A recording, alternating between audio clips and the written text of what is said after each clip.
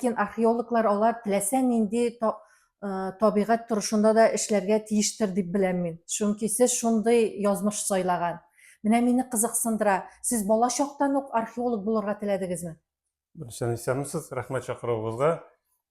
Дөрестән дә барыбыз да бит без бала чактан теге совет фильмнарында карап үскән, анда балалар бит тәрбия эше бара иде. Әйе. Анда да шулай Космонавт булырга да рухландыралар иде. төрле һөнәрләргә һәм шундый теге могҗизалы, приключенческий димме фильмнар караганда бигрәк тә шул археология белән бәйле, илем тарих белән бәйле фильмнарга күбрәк күңелгә тартым иде инде.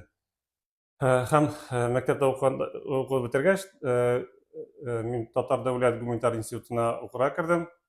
Аннан соң аны 2003 елда тәмамлагач, аспирантурага барырга тәкъдим иттеләр һәм шул аспирантурада укыганда инде төпләп археология белән шөгыльләнеп археолог булып киттем. Экспедицияларга чыга башлады. Экспедицияларга чыгып, ул студент вакыттан ук китте инде, экспедицияларга чыгу.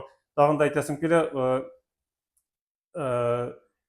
менә бу бигрәк тә шул тарих белән, шушындый менә теге археологик кызыклы нәрсәләр белән мавыгым, ул минем тагын әнинең энекәше, абыйның рәсемнәреннән дә килеп чыккандыр. Ул матур ясый иде. Кем таныштырып китик? Ул Галиев Азат, минем әниемнең энесе иде. Мәрхүм, урыны җәннәттә булсын. Аның шундый бер альбом рәсемнәре бар иде, анда төрле безнең борынгы бабайлар, анда атларда, өстенгеләр белән, уклар белән, анда ковбойлар, индеецлар да бар иде. Менә шулар белән мавыгып, аның рәсемнәрен мин альбомыннан берәм-берәм ерткалап, өйдә стенага казаклап та куя идем. Ә ул һөнәре буенча кем иде абыегыз? Ул озак яшәмәде, кызганычка каршы.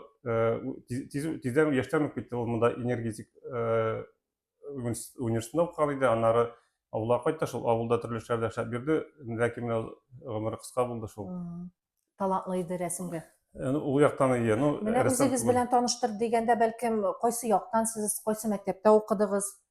Мен үзем Балык бистәсе районы Балыклы Чүкәй авылыннан, андагы Балыклы Чүкәй авылындагы урта мәктәпне бетердем. Тарих укытучыгыз бик шәп булгандыр дип уйлыйм мин. Безнең бөтен укытучыларыбыз да бик шәп иде.